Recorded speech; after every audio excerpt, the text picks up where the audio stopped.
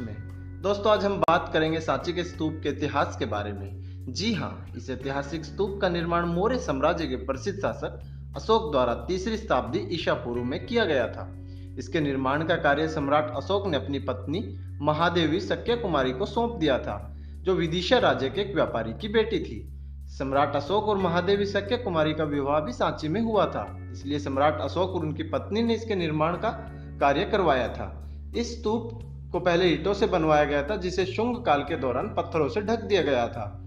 इस स्तूप में तोरण द्वारा और कटघरों का निर्माण सातवाहन काल में किया गया था, जिन्हें सुंदर रंगों से रंगा गया था। माना जाता है कि द्वार पर बनाई गई कलाकृतियां और द्वारों के आकार को सातवाहन राजा सातकर्णी ने ही निर्धारित किया था। तो चलिए हम सबसे पहले जानते हैं कि स्तूप आखिर में होते क्या है। स्तूप एक पवित्र बौद्ध स्थल है, जिसे चैत्य भी कहा जाता है। इसका आकार एक अर्ध गोलाकार टीले के आकार की संरचना जैसा होता है।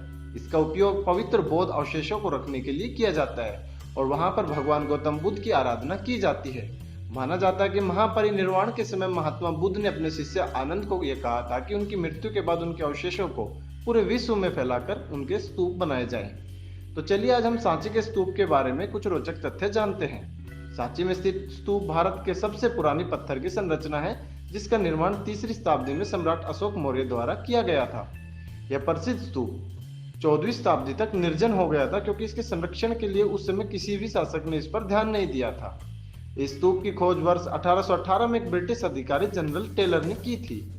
इस स्तूप की निर्जन हो चुकी अवस्था को देखते हुए ब्रिटिश सरकार ने सर जॉन मार्शल को इसके पुनर्निर्माण का कार्यभार सौंपा था। सर जॉन मार्शल ने वर्ष 1912 से 1919 तक इस स्तूप की संरचना कर इसे पुनः खड़ा किया था। यह स्तूप भारत के सबसे बड़े स्तूपों में से एक है, जिसकी ऊंचाई लगभग 21.64 मीटर और व्यास 36.5 मीटर है। इस स्तूप में 4 तोरण द्वार भी है, जिन पर गौतम बुद्ध के जीवन से लेकर परिनिर्वाण तक की कथाएं चित्रित की गई है। वर्ष 1919 में सर जॉन मार्शल ने इसके संरक्षित करने के लिए एक पुरातात्विक संग्रहालय की स्थापना की, जिसके बाद में सांची पुरातत्व संग्रहालय में परिवर्तित हो गया।